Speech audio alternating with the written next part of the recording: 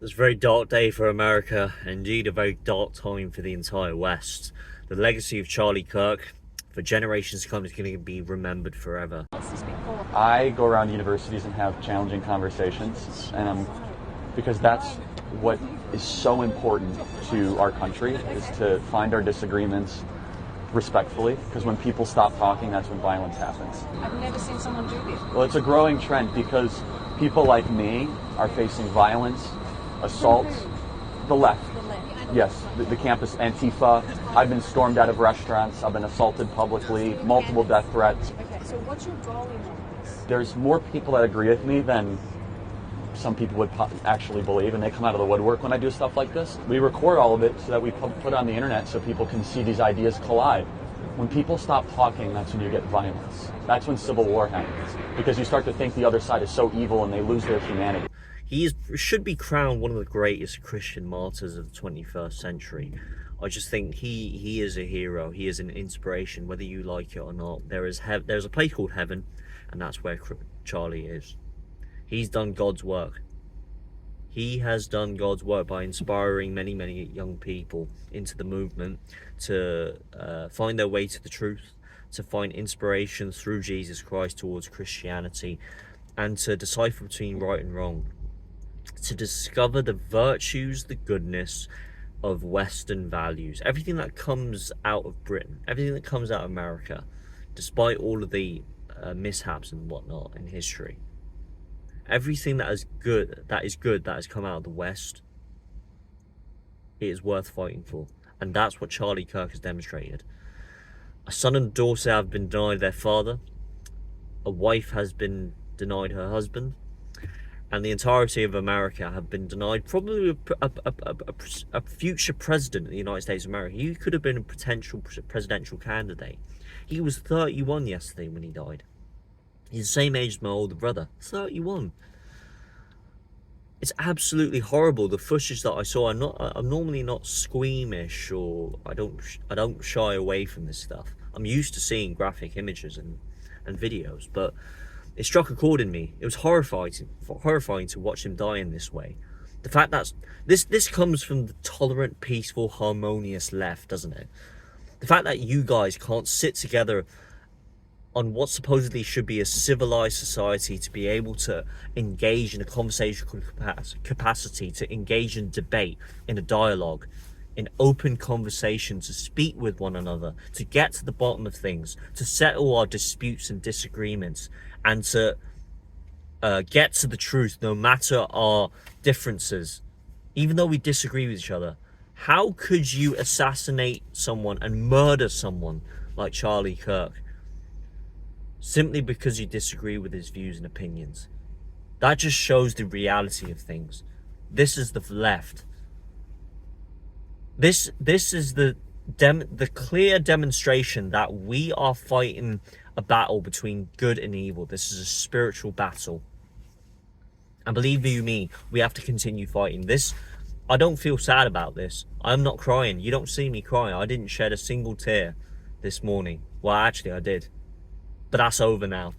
I feel invigorated. I feel energized. I feel strengthened. I will speak as loud as I can. And I will continue fighting for the truth. To stand behind Western values. To stand behind Britain. And to speak up. Because we need to stand up for freedom of speech. Especially this Saturday on 13th of September in central London. I will be there. I am inspired by Charlie Kirk. And there's going to be more to come. He's the first. He's not the first amongst. He's one amongst many. There's going to be political assassination attempts on many people on our side of the movement.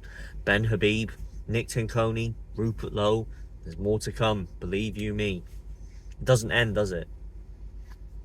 And he knew about the decline of Britain. He knew about the suppression of freedom of speech here in the United Kingdom. That's why he made that Oxford speech. It was truly, truly inspiring to hear someone across the pond speak like that. And look at this spanky wanky tyrant. He jumps on the bandwagon trying to pour sympathy into Charlie. How dare you say something like that? Supposedly you should be free to speak without the threat of violence. If Charlie was here in Britain, he'd be arrested under your leadership, you absolute coward. You nut job. You guys are despicable. Every single one of you, that the outpour of vitriol and vindictiveness and hateful comments against Charlie Kirk, how he deserved to die. I'm not going to name any of them, but you guys are disgusting. You disgust me. You repulse me. You are absolutely nasty, nasty people. You are the guys who are celebrating the loss of life. You guys are celebrating the decline, the deprivation, the devastation and dilapidation of Western society. Everything that is good, that should be cherished, that should be honored, that should be remembered, that has come out of this country and in America as well. The country that you live in is going downhill. Look around you. And you are celebrating about that. Shame on you. Absolutely hang your heads in shame. And all these MSNBC reporters, CNN News, mainstream national broadcasters. But you just emphasized we don't know any of the full details of this. That we don't know if this was a supporter shooting their gun off in celebration or so. Charlie Kirk is a divisive figure, polarizing, lightning rod, whatever term you want to use. But following up what was just said, he's been one of the most divisive, especially divisive younger figures in this, who is constantly sort of pushing this sort of hate speech or sort of aimed at certain groups. And I always go back to hateful thoughts lead to hateful words, which then lead to hateful actions. But what I will say with a caveat, he wasn't admired and loved by all. So that's an exaggeration, but the truth is, it doesn't matter. People like Charlie Kirk, Van, they've been looking for opportunities to make this some sort of like reciprocal George Floyd situation. And that's the part that I think he's almost giving away the game. And it's sad to see a lot of people going along with it. You know, let me just say a couple of things. One is, what happened to that young woman was horrible.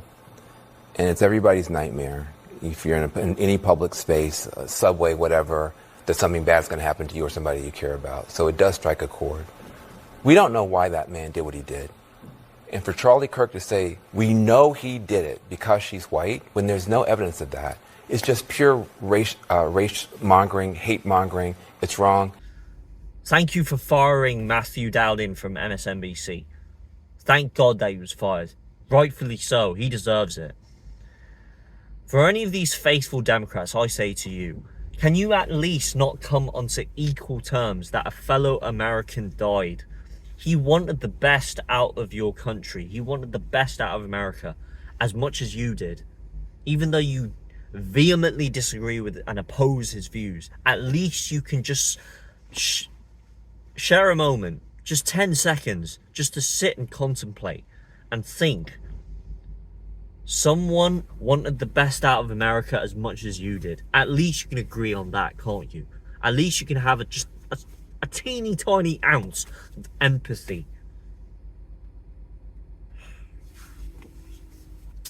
Anyways, God bless Charlie.